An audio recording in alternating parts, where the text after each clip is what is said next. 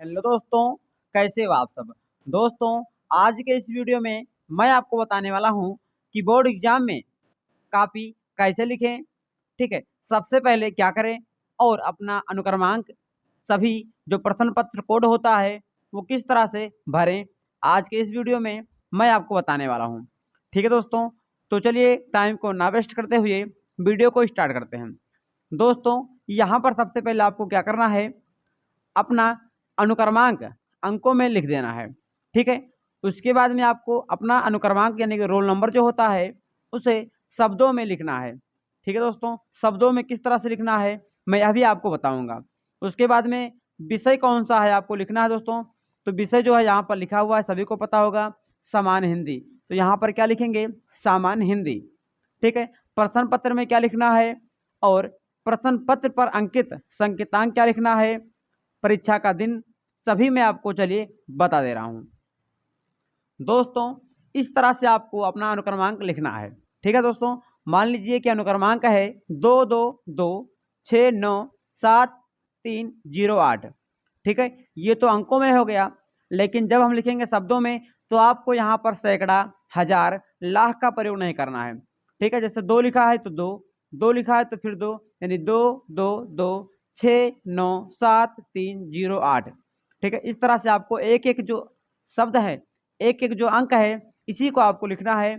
ठीक है, आपको यहाँ पर लाख, हजार इसका प्रयोग नहीं करना है। अब दोस्तों यहाँ पर लिखेंगे सब्जेक्ट यानी विषय कौन सा है, तो विषय रहेगा सामान्य हिंदी का। ठीक है, प्रश्न पत्र आपको यहाँ पर डालना होगा।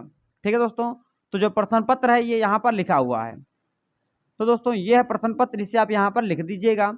उसके बाद में बहुत ही ज़्यादा इम्पोर्टेंट होता है ये लिखना, प्रश्न पत्र पर अंकित संकेतांक। ठीक है दोस्तों, इसे आपको बिल्कुल भी नहीं भूलना है। तो दोस्तों जो अंकित संकेतांक होता है वो यहाँ पर लिखा गया है। यहाँ पर जो लिखा है वो क्या है, प्रश्न पत्र है, तो 102 यहाँ पर लिख दिया है। और जो संकेत है ये कितना है, 302 कोष्टक में डीपी। तो इस तरह से आपको 302 कोष्टक में डीपी आपको इस तरह से लिख देना है। दोस्तों आपको इसे बिल्कुल नहीं भूलना है, यही होता है जो बताता है कि आपका जो पेपर कोड है वो क्या है, यानी आप किस ज़िले से पेपर दे रहे हैं यही डिसाइड करता है। ठीक है, अगर आप यही नहीं डालेंगे तो पेपर आपका दोस्तों जब वहाँ पर जाएगा तो एग्जामिनर को पता नहीं चलेगा कि आप जो पेपर है कहाँ से आया है वो। ठीक है, तो उससे चेक करने में बहुत ज़्यादा समस्या होगी। और दोस्तों आप समझ लीजिए कि आपने पेपर नहीं दिया है, अगर पेपर दिया है ये भूल जा गए हैं तो आप समझ लीजिए दोस्तों आपका पेपर ही बेकार चला गया। ठीक है, परीक्षा का दिन। ठीक है, तो 16 तारीख को कौन सा दिन है दोस्तों, तो हिंदी का पेपर है 16 तारीख को, तो कौन सा दिन है, बृहस्पतिवार। ठीक है, परीक्षा तिथि 16 तारीख, दूसरा महीना 2023।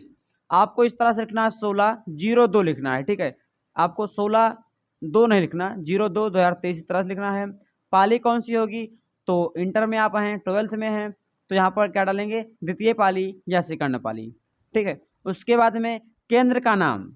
ठीक है, आप जहाँ पर पेपर दे रहे हैं, जहाँ पे आपका सेंटर गया है उसका नाम क्या है आपको यहाँ पर लिख देना है। ठीक है दोस्तों, और नीचे आपको यहाँ कुछ नहीं करना है, दिनांक जो होगा हस्ताक्षर वो करेंगे।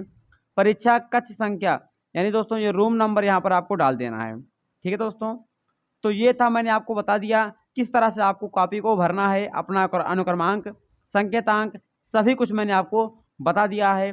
अब चलिए मैं आपको बता दे रहा हूँ कि किस तरह से आपको कॉपी लिखना है। ठीक है दोस्तों, अब दोस्तों मान लीजिए कि आपके बोर्ड एग्जाम में इसी तरह का एक कॉपी मिला है। ठीक है, इसी तरह से आपके बोर्ड एग्जाम में एक कॉपी मिलेगा। ठीक है, प्रश्न पत्र जो है इसी प्रकार का मिलेगा।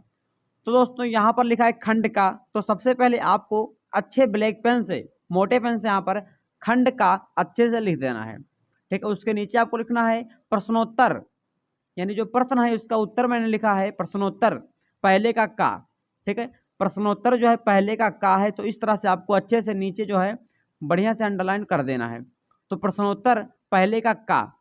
अब दोस्तों मान लीजिए इसका राइट आंसर है, पहले क्वेश्चन पढ़ेंगे, डिप्टी कलेक्ट्री के लेखक कौन है, तो इसका राइट आंसर है अमरकांत। ठीक है, तो यहाँ पर लिखेंगे जो सेकंड ऑप्शन सही है तो लिखेंगे सेकंड अमरकांत। ठीक है दोस्तों, तो ये है सबसे बेस्ट फॉर्मेट लिखने का। तो इसी प्रकार से दोस्तों आपको सभी को अच्छे से लिख देना है। बात कर लेते हैं सेकंड क्वेश्चन पे। दोस्तों सेकंड क्वेश्चन है, भारत की एकता के लेखक कौन है। अब मान लीजिए इसका जो राइट आंसर है ऑप्शन नंबर 4 सही है, तो यहाँ पर लिखेंगे 4 वासुदेव सट अग्रवाल। ठीक है दोस्तों, तो इसी प्रकार से आपको अच्छे से लिख देना है।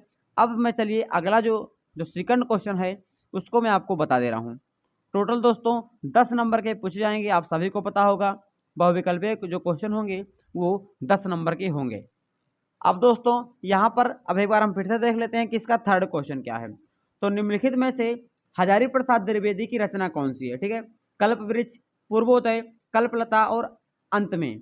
ठीक है, तो इसमें से मान लीजिए जो राइट आंसर क्या है दोस्तों, यही इसका राइट आंसर है सेकंड। तो यहाँ पर लिखेंगे जो थर्ड है ना, तो कल्पलता।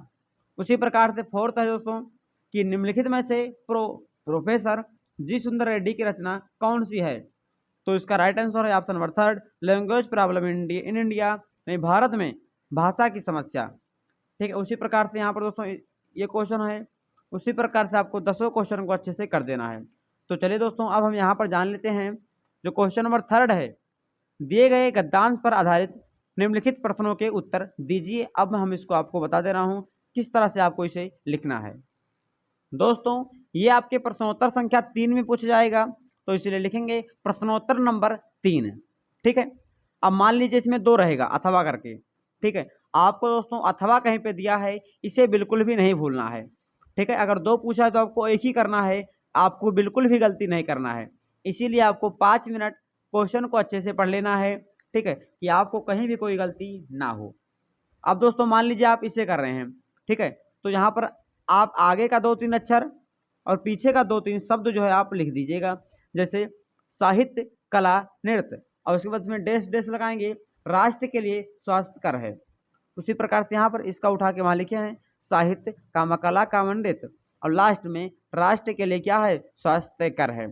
ठीक है, इतना आप लिख देंगे ताकि एग्जामिनर को पता हो सके कि अच्छा आपने किसका उत्तर, किस गद्यांश का उत्तर दिया है।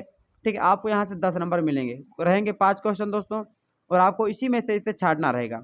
जो 5 क्वेश्चन हैं इसी में आपके उत्तर छिपे हैं। एक दोस्तों क्या पूछेगा, पाठ का नाम, लेखक का नाम आपको 2 नंबर में पूछेगा, और 2 नंबर का जहाँ जहाँ रेखा खींचा है उसका व्याख्या आपको करना है। दोस्तों एक वीडियो में लगभग 40 मिनट या 30 मिनट का वीडियो है, मैंने संपूर्ण इस मॉडल पेपर को हल करा दिया है। अगर आपने नहीं देखा है तो वीडियो के डिस्क्रिप्शन में उसका लिंक मिल जाएगा, आप उसे देख लीजिएगा और इस मॉडल पेपर को आप तैयार कर लीजिएगा। क्योंकि दोस्तों हिंदी ऐसा सब्जेक्ट होता है, ठीक है, जो हर साल सेम होता है। लगभग इसमें दोस्तों अगर आप इसे तैयार कर लेते हैं तो आपका इसी से 50 से 60 नंबर दोस्तों बिल्कुल बिल्कुल पक्का हो जाएगा। ठीक है, अब दोस्तों हम आगे बात कर लेते हैं। इसी प्रकार से यहाँ पर दोस्तों पद्यांश रहेगा, सेम उसी प्रकार करना है। कहते आते थे यही अभिनर्दयी, डैश डैश लगाएंगे, एक अभागिन रानी। ठीक है, उसके बाद में 5 क्वेश्चन का उत्तर देंगे। उसके बाद दोस्तों ये हो जाएगा पूरा। और अब साहित्यिक परिचय आएगा, 3 रहेगा, 1 लिखना रहेगा, मिलेगा आपको 5 नंबर। यहाँ पर पद्य में रहेगा साहित्यिक परिचय, 3 रहेगा, 1 करना है, मिलेगा 5 नंबर। पंचलाइट कहानी आएगा दोस्तों 5 नंबर में। ठीक है, तो इसको मैंने पढ़ा दिया है उसी वीडियो में, अगर आप नहीं देखा है तो वीडियो के डिस्क्रिप्शन में उस वीडियो का लिंक मिल जाएगा, आप उसे देख सकते हैं। ठीक है, मैं गारंटी के साथ कह रहा हूँ दोस्तों, अगर आप उन्हीं को अच्छे से तैयार कर लेते हैं तो आपको दोस्तों 90+ नंबर हिंदी में कहीं नहीं जाएगा। ठीक है, मैं गारंटी के साथ कह रहा हूँ, इस बार नहीं, इससे अगली बार भी मैंने दोस्तों बहुत से बच्चों को बताया था, उनका 92 नंबर हिंदी में आया था। ठीक है दोस्तों, क्योंकि मैं हवा में बात नहीं करता हूँ। और दोस्तों इन सभी को मैंने अच्छे से करा दिया है। दोस्तों अगर आप इसका वीडियो देखना चाहते हैं तो आप वीडियो में दिए गए लिंक को जो डिस्क्रिप्शन में दिया है उसे क्लिक कर देख सकते हैं। तो दोस्तों आशा करता हूं आप समझ गए होंगे किस तरह से आपको कॉपी लिखना है, आपको क्या क्या गलती नहीं करना है। ठीक है दोस्तों, और आप विशेष ध्यान रखिएगा कि जो खंड का उसी खंड में लिखिएगा। ठीक है, आपका इधर से उधर मत कीजिएगा। हाँ, लेकिन जो आपको क्वेश्चन आ रहा है अच्छे से, जिसका उत्तर आपको अच्छे से आ रहा है, उसे आपको सबसे पहले लिखना है। तो दोस्तों आशा करता हूँ आप वीडियो में जितने के बताए पॉइंट हैं उन्हें आप अच्छे से समझ गए होंगे। तो फिर मिलते हैं अगले वीडियो में, तब तक के लिए जय हिंद दोस्तों, वंदे मातरम।